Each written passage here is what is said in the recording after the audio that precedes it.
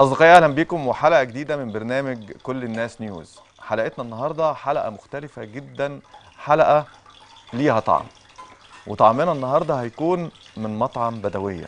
وحلقتنا النهاردة هتدور حول بدوية، أصل المشويات والأكلات العربية. ازيك يا عبير؟ ازيك يا محمد، عامل أخبارك ايه؟ إيه؟ انا مبسوطه جدا جدا جدا النهارده، وطبعا المهندسه نات علي معايا سبب فرحتي وسبب انبساطي، وانا جايه النهارده ما فطرتش. انا عامله حسابي بصراحه اليوم النهارده يوم غدا على كبير يا طول، محمد. ما فيش فطار. لا لا لا غدا على أصدقائي طول. بنرحب النهاردة بالمهندسة ناهد علي، رئيس مجلس إدارة قرية بدوية. شفتوا الإعلان اللي فات، شفتوا قد إيه الطعامة والأكل وجودة الأكل بتاعهم والملوخية وهي بتتعمل. بنرحب كمان بالشيف مجدي، أهلا وسهلا. اهلا بحضرتك يا فندم، والله والشيف محمد. النهارده بقى عايزين كده، يعني احنا شايفين الدخان ابتدى اهو والشغل ابتدى، فعايزين نعرف احنا هنعمل ايه. هنعمل ان شاء الله الملوخيه اللي حضرتك قلت عليها ديت وقت الساده المشاهدين ليها. وهنعمل مكرونه بشاميل، هنعمل طاجن مسقعه، الله. هنعمل حمام، هنعمل بط، هنعمل محاشي معانا ممبار، هنعمل ممبار ونعمل ورق عنب ومحشي مشكل. ونخلي له مفاجاه بقى، مش لازم تقول على كل حاجه يعني. خلي لهم الاكل مستوي مفاجاه يعني. خلاص يعني انت اشتغل أنا كل جوعت. شويه. يلا انا جوعت انا جوعت يا شيف مجدي. هنقعد نعمل حوار جيد كده مع باشمهندسه ونرجع لك ونشوف الدنيا ماشيه ازاي. تحت امرك. تمام. ماشي. باشمهندسه اهلا وسهلا بيكي. اهلا بيك. وكل اللي بيشوف الاعلان وفريق العمل بالكامل كانوا عايزين ينقلوا كلهم ويروحوا على بدويه. النهارده جبنا لهم احنا لهم بدويه، جبنا بدويه طبعا الشيفات وجبنا كل حاجه وجينا بقى. ونتمنى طبعا ناكل اكل بقى ايه جامد. انت طبعا اكلكم لا يعلى عليه، بس سؤال سريع كده، عامله لنا حاجه خاصه بدويه بقى، يعني اكل معين مشهور؟ بصي، هو اي حد بيجي عندنا المطعم بصراحه بيقولوا الملوخيه بتاعتكم يعني ما اكلتش زيها، ماما ما بتعملش زيها، ملوخيتكم احلى من ملوخيه ماما ما شاء الله. ده يعني الحمد لله. لا الحمد لله. في الشهقه بقى العالميه. طبعا عندنا شيفات مخصوصين يعني ما شاء الله عليهم. لا ما شاء الله عليهم. كل حاجه بتبقى معموله مظبوطه، بملح مظبوط، مذاق مظبوط. لا كل حاجه الحمد لله. سيد بدويه هو اصلا اللي خلانا نتشرف بحضرتك وتبقي معانا هنا، يعني الست لا يعلى عليه. نبتدي باهم حاجه انا شفتها في بدويه لما رحت، الديكورات اللي موجوده في بدويه. يعني دي مهمه جدا ولفته جميله ونحب نتكلم عنها. طبعا. بص، هو كل حته يعني كل اريا انا عملتها في المطعم ليها حاجه حلوه عندي قوي. تمام. وتخيلت فيها حاجات حلوه برضو لو انا قاعده في بيت مثلا بسيط جدا، بيت بدوي، عشان الاكل الاورجانيك بتاعنا، الاورينتال، الاكل بتاعنا كمان لازم تقعد في مكان مستريح. تمام. انا بيجيلي الكلاينت بتوعي لما بيجوا بيفضلوا قاعدين، لو اقول لك ساعتين 3 4 مش عايزين يمشوا، يعني هم قاعدين اكلوا حلوا قاعدين بيقضوا سهرتهم. جميل. فالمكان الحمد لله رب العالمين توفيق من ربنا، مريح. حلو. مريح يعني، عارفه على الوجوه تبان يعني ربنا ده كلام يعني. تسلمي يا حبيبتي. بمناسبه المكان بقى، هل في مطعم بدويه يعني في كل ركنه عامله حضرتك اركان معينه، مثلا لو في شباب وركن تاني هادي، مثلا لو في اعمال او رجال اعمال، هل ده موجود؟ حقيقه عندنا كلمينا عشان برضو الجمهور يعرف ويبقى معانا. في اي بي عندنا مكان مختص مقفول تقعدي فيه، ميتنج، عندك عيد ميلاد، عندك عقيقه، عندك اي حاجه بتعمليها كانك بعيد عن المطعم خالص. تمام. مستقل. والاريا عندي بقى الكبيره اللي كله بيحب يقعد فيها، دي بقى يعني قعده الشباب كله بيحب يقعد فيها. انا هجيلك انا شباب. وما ننساش قعده ممتعه يعني، قعده لذيذه حلوه، كله بقى بياخد واللي معانا لازم يجربوا. لا الاستاذ محمد جرب وبيشكر بصراحه جامد جدا. وما ننساش كمان القعده، الركن البدوي. الركن البدوي. أيوة. طبعا.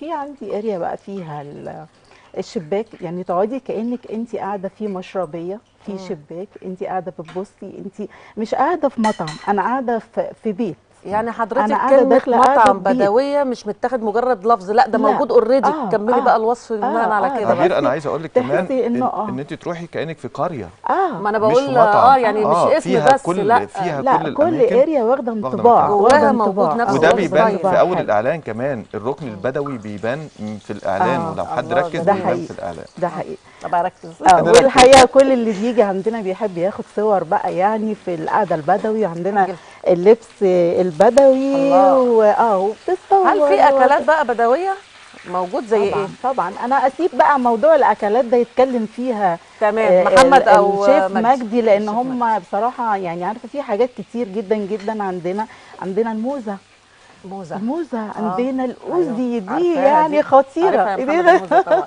أنا مش قادرة أتكلم، إحنا بنجوع يعني دوت. أنا بتكلم كتير على فكرة عشان الريحة، لا الريحة دخلت فبحاول ألهي نفسي يعني. لا يعني طيب بحاول. لو مشاهدينا اللي بيشوفونا عايزين يروحوا قرية بدوية يعني احنا موجودين في سيتي ستارز في الدور الرابع.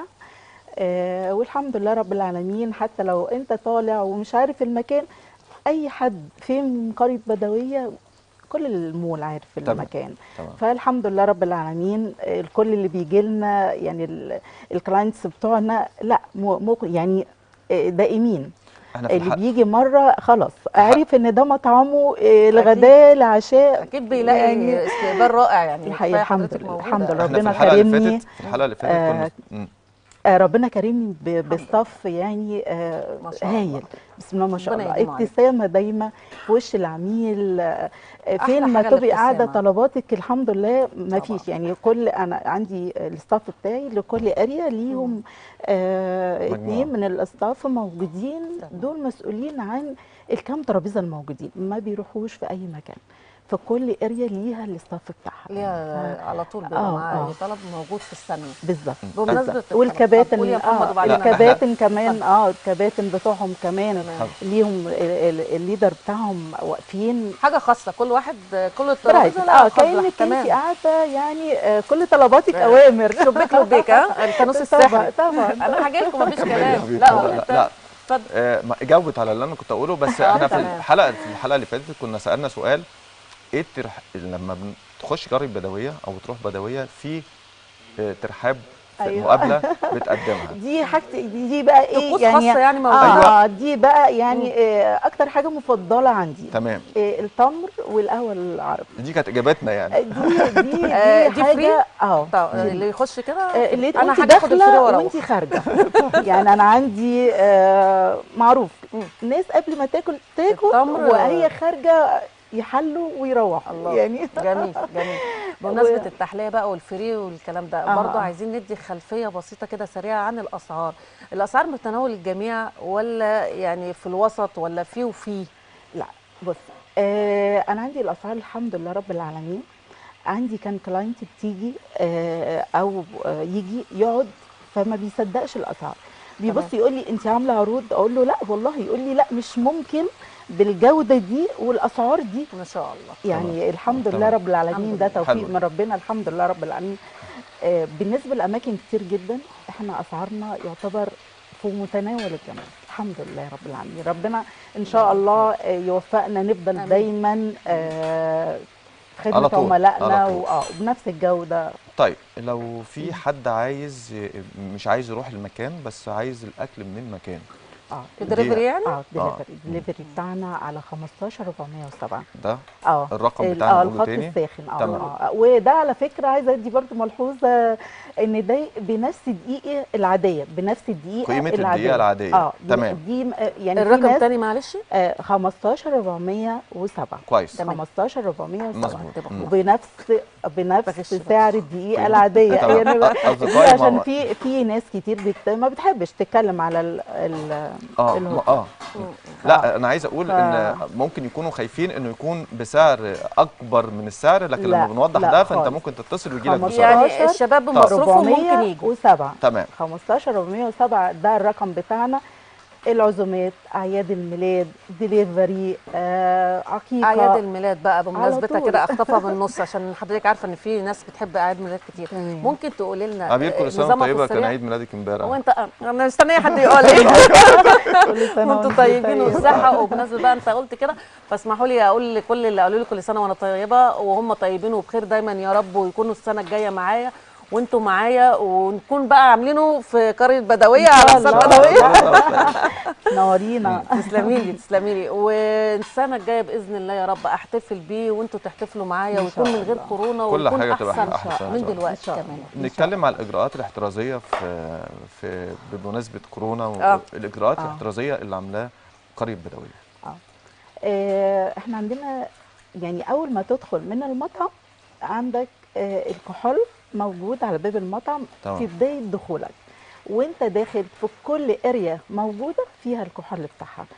والستاف عندي كله جلافزات، كله كمامات، كله مستعدين تماما. الترابيزات كل 10 دقائق بتتطهر، كل عميل بيجي وبيمشي بيلاقي الترابيزه نظيفه وريحتها حلوه وجميله. لا عندي الحمد لله رب العالمين. تمام. لا الوقايه الحمد لله تمام. عبير شايفه شيف مجدي، تعالوا نشوف شيف مجدي ايه الاخبار؟ انا اجي لكم لا مش هينفع. لا مش دلوقتي. لا انا جوعت، انا عايزه اجي بقى. يلا خلصي. احنا شغالين اهوت. احنا جهزنا الممبار، جهزنا الحمام، جهزنا المكرونه بالبشاميل. انا في الكنترول كلهم عايزين يجوا، يعني نعمل ايه بقى؟ يقدروا يتفضلوا ياخدوا الجاهز دلوقتي. طيب على ما تخلصوا لنا حاجه كده برضو نرجع نتكلم ونكمل كلامنا. اتفضل. تسلم ايدك يا شيف مجدي. ربنا يحفظك يا فندم. والله يكرمك. مش عايزه تساليهم في اي حاجه؟ والله بحاول ان انا اسرق منهم سر الخلطات، ما بيرضيوش يدوني خالص.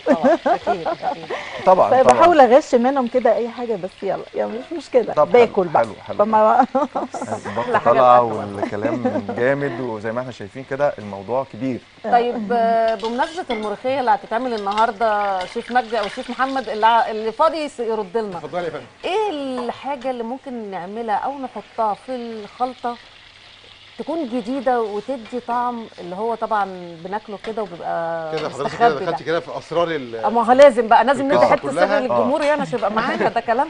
انا هخطف احنا بنعمل الملوخيه عشان تبقى مميزه قوي. تمام. احنا بنعملها ببيونات طبيعيه كلها. بناخد بيون الدجاج، بياخد بيون الحمام بتاعنا، بنعمل ميكس من البيونات مع الخلطه بتاعتنا اللي طشه توم كزبره. تمام. في خلطه قلي خاصه بينا بردك، تركيبه كده اهو بتاعتنا احنا. مش هينفع نعرفها. لا مش هينفع. طب بعد الكاميرا يا جماعه معلش انا هعرفها اقوله لكم. كل الكلام ده كده هو بيبقى الميكس، يعني بيون الميكس اللي هو الخليط بين البيونات. تمام. ومع خلطه القلي الطشه والملوخيه طبعا بتبقى تستاهل في الاخر جميل ومرضي يعني. طعم الملوخيه بيبقى يعني طبعا كل حاجه لها اختلافها، بس هل لما بنحط الجمبري جوه الملوخيه بيبقى طعمها حلو ولا الافضل انها تبقى كده؟ هي اذواق يعني. ما انا لسه ايوه بس اني تحس اني احسن يعني. لا هي طبيعيه كده افضل يعني. طبيعي. انا بحبها طبيعيه كده افضل يعني. تمام. انا عن نفسي يعني. نرجع تاني. احنا عايزين نتكلم كلام كتير ونتكلم. عايزين نقول المواعيد الخاصه بقريه بدويه.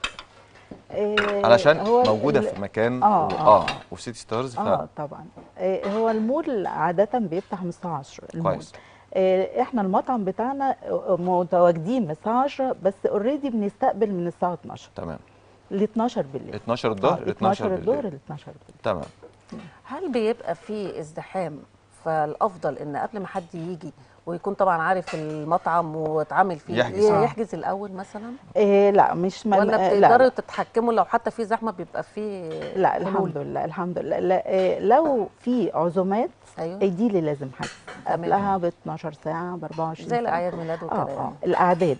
لكن لو انا مثلا 5 افراد 6 افراد لا عادي. لا من تروحي على طول. طب كويس. اصدقائي احنا هنطلع فاصل وهنرجع تاني نكمل مع بدويه ونكمل اكلنا ونشوف الدنيا ماشيه ازاي. عبير كل سنه وانت طيبه. وانت طيب وانا اتشرفت بيكوا، واوعوا تاكلوا من غيري. لا هاجي لكم بعد الحلقه. اصدقائي نطلع فاصل ونرجع لكم تاني. وعايز اقول لكل اصدقائنا اللي بيبعتوا لنا صور يبعتوا لنا صور على الواتس، يبعتوا لنا صور جيده علشان نفرح بصور اطفالنا وصورنا مع بعض. هنطلع فاصل ونرجع تاني، انتظرونا. باي.